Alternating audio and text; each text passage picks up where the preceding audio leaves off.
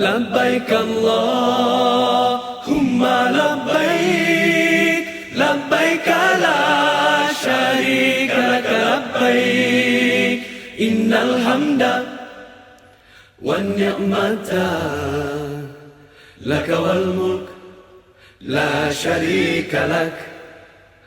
Labbaik Allahumma labbaik, labbaik la syarika laka labbaik, innal hamda wan ni'mata laka wal mulk la syarika lak.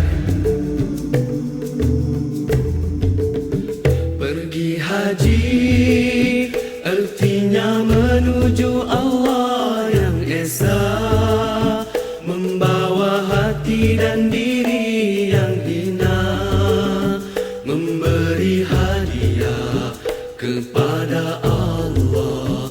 Berhati-hatilah menghadapnya. Setiap hamba pergi haji dengan segala yang baik, hati yang baik, akhlak yang baik, harta yang halal, hati yang bersih, niat yang suci, amal mulia. Pergi haji, ilmu tentangnya mestilah ada, agar syarat dan rukun tepat sempurna, sah dan batalnya dapat dijaga, agar amalan hajinya tidak sia-sia. Tata tertib dan akhlak kenalah jaga, buatlah dengan tenang serta tawadhu, sabar dan tolak ansur mestilah ada. Jangan berkasar merempuh manusia.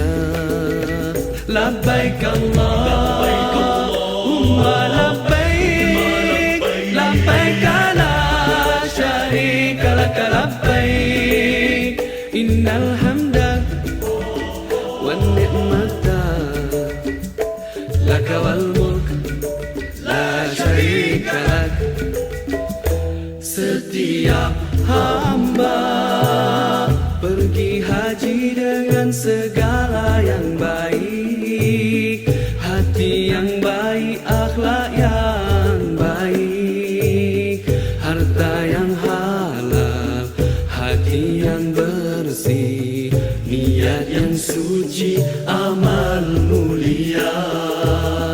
Tanah haram jagalah pantang larangnya. Pergi haji bukannya masa untuk membeli belah.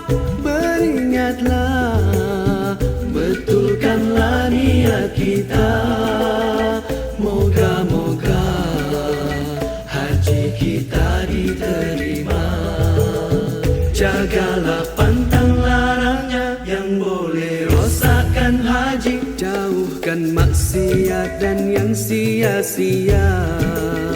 Takutkan Allah yang esa, ingat selalu padanya, agar kita sentiasa memiliki jiwa hamba. Pergi haji artinya menuju Allah yang esa, membawa hati dan diri